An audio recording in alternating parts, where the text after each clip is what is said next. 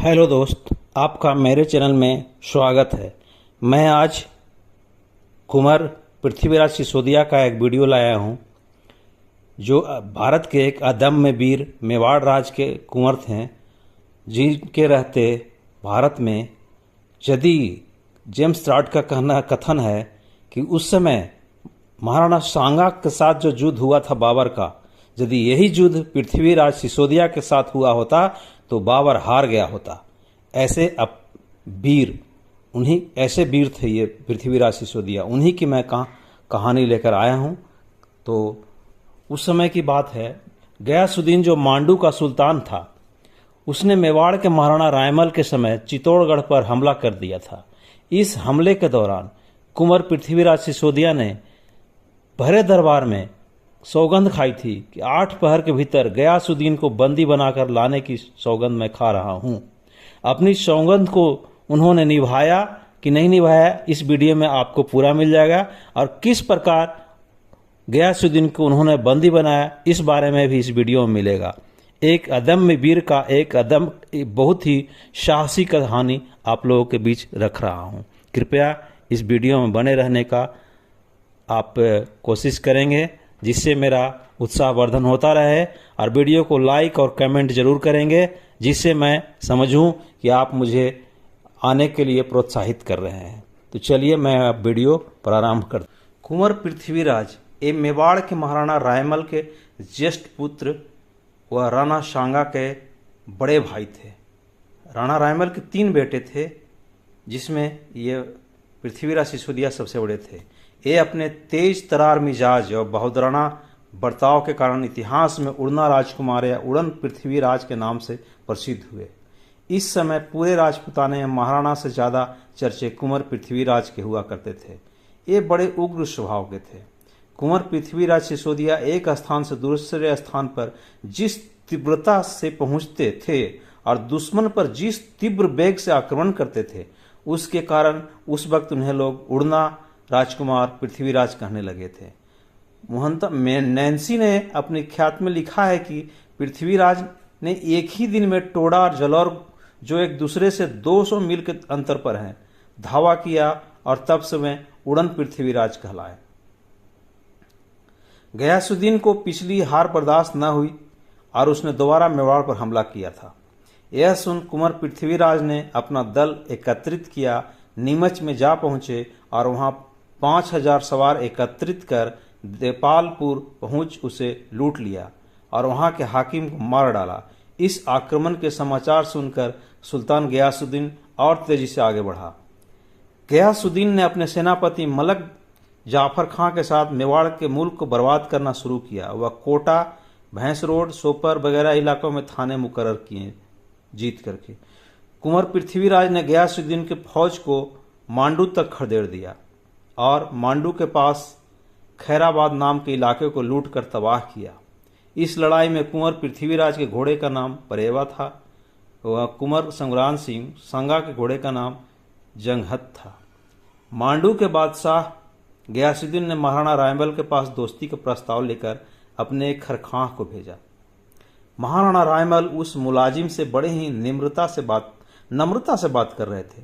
तभी पृथ्वीराज सिसोदिया ने यह देखा तो महाराणा से बोले, हुकुम, क्या मुसलमानों से इतनी प्रेम से बात किया जाता है क्या? ये सुनकर वह मुलाजिम जो गयासुद्दीन का भेजा हुआ था, उसी वक्त उठकर बादशाह गयासुद्दीन के पास पहुंचा और सारा हाल कह सुनाया। बादशाह गयासुद्दीन ने मेवाड़ पर चढ़ाई कर दी। महाराणा रायमल ने भी कुंवर पृथ्वीराज के नेतृत्व में फौज भेजी। कुंवर पृथ्वीराज ने महाराणा को वचन दिया कि आज किसी भी हाल में मैं गयासुद्दीन को बंदी बनाकर आपके पास लाऊंगा। मैं सौगंध खाता हूं। दिन भर की लड़ाई के बाद कोई नतीजा नहीं निकला और रात होने पर दोनों फौजें अपने अपने डेरों में चली गईं। कुंवर पृथ्वीराज ने अपना वचन पूरा करने के लिए चालाकी से रात के वक्त 500 मेवाड़ी वीरों के साथ बादशाही डेरों पर हमला कर दिया। ये चालाकी क्या कहें, ये उन मलेच्छों का ही उत्तर था। मलेच्छ भी इसी तरह धोखा देकर भारतीय राजाओं के साथ युद्ध लड़ते थे और अचानक हमला कर देते थे और संधि करके अचानक से हमला कर देते थे। कई दुश्मनों को मारने के बाद कुंवर पृथ्वीराज ने बादशाह गयासुद्दीन के पास पहुंच गए। बंदी बनाकर जब कुंवर चित्तौड़गढ़ दुर्ग में जाने लगे तो बादशाही फौज ने उनको चारों तरफ से घेर लिया। कुंवर पृथ्वीराज ने गयासुद्दीन से कहा कि अगर जिंदा रहना है तो बेहतर होगा कि कुल बादशाही फौज पीछे हट जावे। गयासुद्दीन ने फौज को पीछे हटने का हुक्म दिया। कुंवर पृथ्वीराज गयासुद्दीन को चित्तौड़ ले आए। महाराणा रायमल ने महीने भर बाद जुर्माना लेकर उसको 1 महीने रखने के बाद कैद में उसको 1 महीना रखा और जुर्माना लेकर गयासुद्दीन को छोड़ दिया। कुंवर पृथ्वीराज कुंभलगढ़ दुर्ग में रहा करते थे। कुंभलगढ़ में कुंवर पृथ्वीराज ने एक महाजन से ऋण लेकर पैसा लेकर खुद की एक सैनिक टुकड़ी तैयार की। कुंभलगढ़ के पास गोडवाड़ में माँ दड़ेचा बालेचा वगैरह पालवी राजपूत मेवाड़ के हुक्म नहीं मानते थे। कुंवर पृथ्वीराज ने गोडवाड़ पर हमला कर इन राजपूतों से अधीनता स्वीकार करवाई। देवसुरी के माँ दड़ेचा राजपूतों ने बगावत की तो कुंवर पृथ्वीराज ने सिरोही के लाच गांव में रहने वाले सोलंकी राजपूतों की मदद से देवसुरी का किला फतह किया। कुंवर पृथ्वीराज ने रायमल सोलंकी को 140 गांव समेत देवसुरी का किला जागीर में दे दिया था। झीलवाड़ा और रूपनगर के सोलंकी राजपूत रायमल सोलंकी के ही वंशज हैं।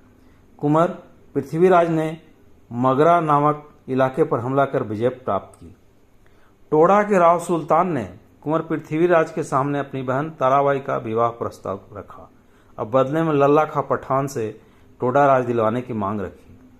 कुंवर पृथ्वीराज ने 500 मेवाड़ी बहादुरों के साथ टोडा पर हमला किया और लल्ला खां पठान को मारकर कुंवर पृथ्वीराज ने टोडा का राज राव सुल्तान को सौंप दिया।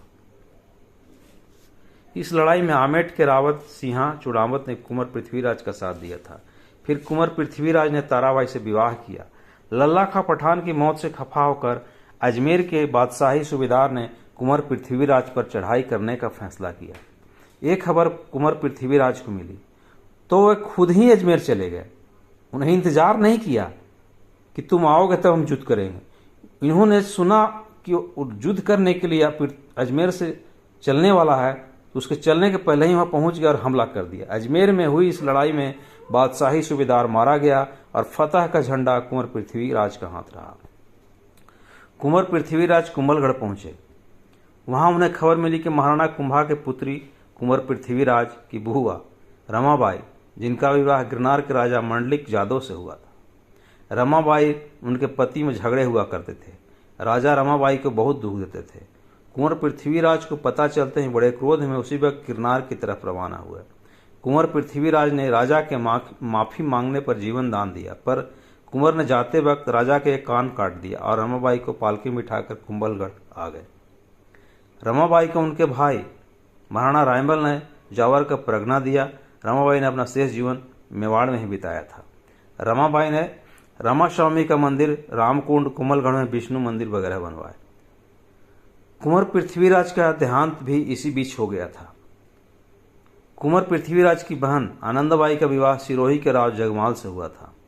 राव जगमाल आनंदबाई को बहुत दुख देता। कहते हैं कि वह सोते वक्त पलंग के पाए को आनंदबाई के हाथ पर रखा करता था। कुंवर पृथ्वीराज के कान में बात पड़ते ही उन्होंने आधी रात को सिरोही के राव जगमाल के महल में घुसकर जो सुना था वो देख भी लिया। कुंवर पृथ्वीराज अपनी तलवार से राव जगमाल को मारने ही वाले थे कि तभी आनंदबाई की विनती पर उन्हें जीवित छोड़ दिया। राव जगमाल ने भोजन की तैयारी की। भोजन के बाद कुंवर पृथ्वीराज कुंभलगढ़ के लिए निकलने वाले थे कि तभी राव जगमाल ने कुछ विशेष लड्डू खाने के लिए दी उनको कि रास्ता में खा लेंगे। कुंभलगढ़ के करीब पहुंचकर उन्होंने ये लड्डू खाए जिससे किले में जाकर इनका देहांत हुआ। चूंकि वो जहर मिला हुआ लड्डू था, उनके सैनिक मना भी किया कि बिना जांच पड़ताल के लड्डू मत खाइए, लेकिन उनको अपने विश्वास हनोई पर था, इसलिए उस लड्डू को खाया उन्होंने। इस तरह अपने परिवार विश्वास भी करते थे। इस तरह मेवाड़ की गद्दी का घोषित जोग्यतम उत्तराधिकारी, जो एक निर्भीक, वीर, अदम्य साहसी, अप्रतिम शौर्य का प्रतीक, दृढ़ निश्चय, दुश्मन पर तीव्रता से आक्रमण करने वाला, जिसकी हिंदुस्तान को भविष्य में जरूरत थी, अपने बहनोई के विश्वासघात की बलि चढ़ गया। इन राजकुमार की छत्री तो जहां इनका देहांत हुआ वहां है। दूसरी क्षति मामादेव कुंड के पास, जहां इनका दाह संस्कार हुआ था। कुंवर पृथ्वीराज की 16 पत्नियां सती हो गई थी। इसमें बनवीर इन्हीं कुंवर पृथ्वीराज की दासी पुतल दे का बेटा था। इसी पृथ्वीराज के बारे में कर्नल जेम्स टॉड लिखता है, उसका अनुमान करना भी असंभव है।